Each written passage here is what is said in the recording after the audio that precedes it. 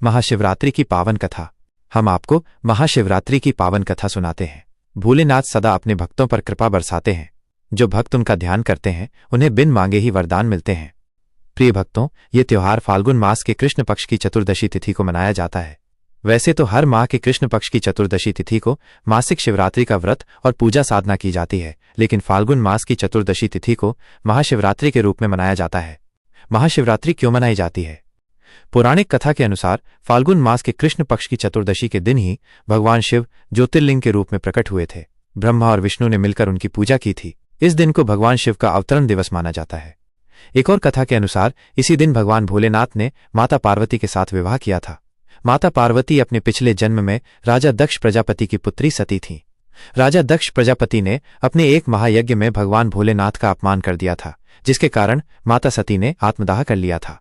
अपने अगले जन्म में वे हिमालय की पुत्री बनकर आईं। जब कन्या विवाह के योग्य हुईं तो राजा हिमालय ने योग्य वर खोजने के लिए पंडित को भेजा। पंडित ने 10 दिशाओं में घूमा, पर माता गौरा के लिए उन्हें कोई योग्य वर नजर नहीं आया। तब माता पार्वती ने पंडित से कहा कि उनका वर तो कैलाश में है। पंडित ने राजा हिमालय को ये बात बताई और मुनि नारद ने भी उन्हें समझाया। जब राजा हिमालय के कहने पर पंडित भोलेनाथ के पास विवाह संदेश लेकर कैलाश गए तो वे बड़े ही आश्चर्यचकित हुए। उन्होंने देखा कि एक बूढ़ा योगी तन पर भस्म रमाए ध्यानमग्न बैठा है, किंतु ये तो सब भोलेनाथ की माया थी। अंत में पंडित ने भोलेनाथ को विवाह संदेश दिया और दक्षिणा मांगने लगे। भोलेनाथ ने उन्हें अपनी कुटिया दिखाई, जहां भिक्षु और विषैले सर्प थे। उन्होंने कहा, जितनी चाहो दक्षिणा ले लो। पंडित ने जब ये देखा तो डर कर उल्टे पांव भाग गए। उन्होंने राजा हिमालय को आकर सब बताया। यह सुनकर राजा हिमालय भी हैरान रह गए। जब पंडित भोलेनाथ को विवाह संदेश देकर आ गए तो इधर राजा हिमालय ने अपनी कन्या के विवाह की तैयारी शुरू कर दी। उधर से भोलेनाथ सभी शिवगणों, भूत प्रेत और देवताओं को बाराती बनाकर माता पार्वती से विवाह करने आए। फाल्गुन मास के कृष्ण पक्ष की चतुर्दशी के दिन शिव और पार्वती का विवाह संपन्न होता है। इसी पावन पर्व को महाशिवरात्रि के रूप में मनाया जाता है। सारे देवी देवताओं ने खुशी मनाई, क्योंकि शिव और शक्ति के मिलन में ही सृष्टि की भलाई थी। इस उपलक्ष्य में भोलेनाथ की पूजा करते हैं, व्रत करते हैं और उनका नाम सुमिरते हैं। महाशिवरात्रि पर्व की व्रत कथा भी पूजा पाठ के बाद अवश्य सुननी चाहिए, क्योंकि कथा सुने बिना व्रत अधूरा माना जाता है।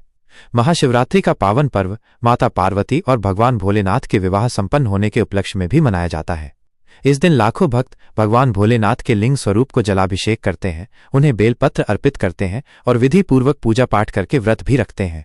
महाशिवरात्रि व्रत की कथा। भगवान भोलेनाथ ने पार्वती को बताया कि उनकी कृपा प्राप्त करने का एक बड़ा ही सरल उपाय है विधि पूर्वक महाशिवरात्रि का व्रत। इस व्रत को करने से उनकी कृपा सदैव भक्तों पर बनी रहती है। यदि अनजाने में भी इस व्रत का पालन किया जाए तो वो प्राणी मोक्ष को प्राप्त कर सकता है। इस व्रत का ऐसा महत्व है कि जो भी इस व्रत को करते हैं उन्हें एक पौराणिक कथा अवश्य सुननी चाहिए, क्योंकि इस कथा को सुने बिना व्रत का फल अधूरा रहता है।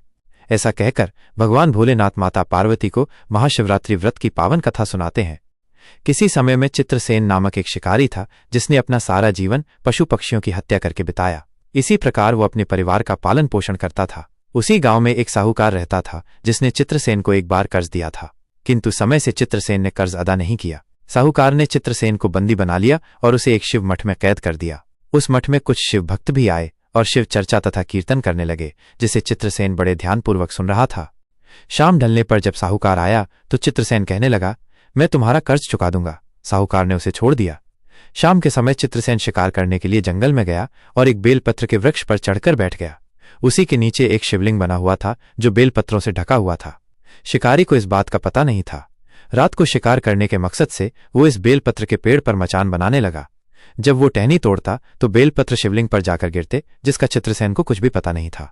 वो टहनी तोड़ तोड़कर बेलपत्र शिवलिंग पर चढ़ाता गया। बेलपत्र चढ़ाने से भोलेनाथ प्रसन्न हो गए, किंतु चित्रसेन इन सब बातों से अनजान था। भोलेनाथ ने इसे अपनी भक्ति मान लिया और चित्रसेन का उद्धार करने का निश्चय कर लिया। शिवरात्रि के दिन बंदी रहने के कारण चित्रसेन दिन भर भूखा रहा और रात को शिकार करने के लिए एक बेलपत्र पर चढ़ गया, जिसके नीचे शिवलिंग बना हुआ था। आधी रात के समय एक मृगी आई। चित्रसेन ने उसे मारने के लिए जैसे ही प्रत्यंचा खींची, मृगी बोली, हे शिकारी, मैं गर्भवती हूं। मेरे साथ साथ आप मेरे पेट में पल रहे बच्चे का भी वध करोगे। आपको 2 हत्याओं का पाप लगेगा। अतः मैं बच्चों को जन्म देकर स्वयं आपके सामने उपस्थित हो जाऊंगी। चित्रसेन, जो बड़ा ही निर्दयी शिकारी था, भगवान भोलेनाथ की कृपा से उसमें दया भाव आ गया और उसने मृगी की बात पर विश्वास करके उसे छोड़ दिया। इसके बाद एक और मृगी आई।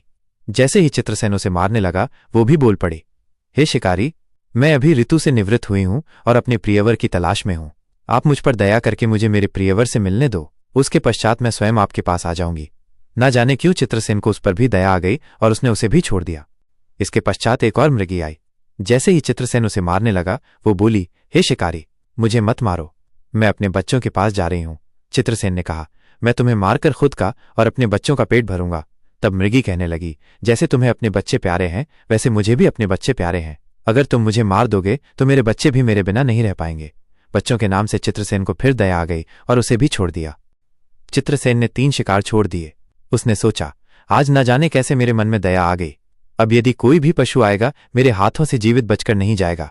वो सोचने लगा कि यदि ऐसे ही दया करता रहा तो वो भी भूखा मरेगा और उसके बच्चे भी भूखे मर जाएंगे। मेरा कर्तव्य बनता है, बच्चों का पेट भरना होगा। पाप या पुण्य कोई भी हो, चिंता क्या करना, पिता कमाकर लाता है और बच्चे खाते हैं। चित्रसेन मन में ठान लिया कि यदि अब कोई शिकार आएगा तो उसे नहीं जाने देगा। इतना सोचते सोचते एक मृग उसके सामने आ गया। जैसे ही चित्रसेन ने उस पर तीर चलाना चाहा, वो बोल पड़ा, हे शिकारी, मैं अपनी पत्नी और बच्चों की तलाश में घूम रहा हूं। यदि आप मुझे मार दोगे तो वो मेरा वियोग सहन नहीं कर पाएंगे। मैं तुम्हें वचन देता हूं कि एक बार अपने परिवार से मिल लूं, उसके पश्चात मैं तुम्हारे सामने उपस्थित हो जाऊंगा। चित्रसेन ने जितना मन कठोर किया था, मृग की बात सुनकर उसका हृदय पिघल गया और उसे भी छोड़ दिया। मृग को छोड़कर चित्रसेन ऐसा सोच रहा था, न जाने क्यों मेरे मन में तो आज दया आ गई है। हाथ में आए हुए शिकार को भी नहीं मार सका। बिना शिकार के कैसे चलेगी मेरी दिनचर्या। दिन भर का भूखा हूं, रात भी ढलने को आई। मेरा मन कैसे पिघला है देख के पीर पर आई। लेकिन उससे अनजाने में महाशिवरात्रि का व्रत हो गया था। बेलपत्र शिवलिंग पर चढ़ गए थे और वो भूखा रहा था। सोचते सोचते सभी मृग वापस आ गए। चित्रसेन शिकारी ने मृग को भी छोड़ दिया और व्याकुलता में वो बेलपत्र के पत्ते तोड़ तोड़कर नीचे गिराता रहा। यह संयोग से महाशिवरात्रि का दिन था। दिन भर मठ में भूखा प्यासा था और रात में जागकर जागरण का फल प्राप्त हो गया। इतने में ही वो मृग अपने परिवार सहित अपने दिए वचन के अनुसार शिकारी के पास आ गया। किंतु तब तक भगवान भोलेनाथ की कृपा से चित्रसेन का हृदय परिवर्तन हो चुका था। मृग और उसके परिवार के सत्य को देखकर उसे अपने आप पर बड़ी ग्लानि हुई। आंखों से अश्रुधारा बहने लगी और पश्चाताप की अग्नि में जलता हुआ शिव को पुकारने लगा। धनुष बाण उसके हाथ से छूटकर नीचे गिर गए। चित्रसेन पर भोलेनाथ की साक्षात कृपा हो गई। ये देखकर सभी देवता आकाश से पुष्प वर्षा करने लगे। अंत में जब चित्रसेन की मृत्यु हुई तो शिवगण ही उसे लेने आए और शिवजी की कृपा से उसे मोक्ष प्राप्त हुआ। कथा सुनाते हुए भोलेनाथ कहते हैं, हे पार्वती, ऐसी है महाशिवरात्रि व्रत की महिमा। महाशिवरात्रि व्रत जो करते हैं और यही कथा सुनते हैं वे भोलेनाथ के भक्ति मार्ग को चुनते हैं। कथा सुने बिना व्रत का पूरा फल नहीं मिलता है। विधि विधान से व्रत करें तो सारे काम सफल होते हैं।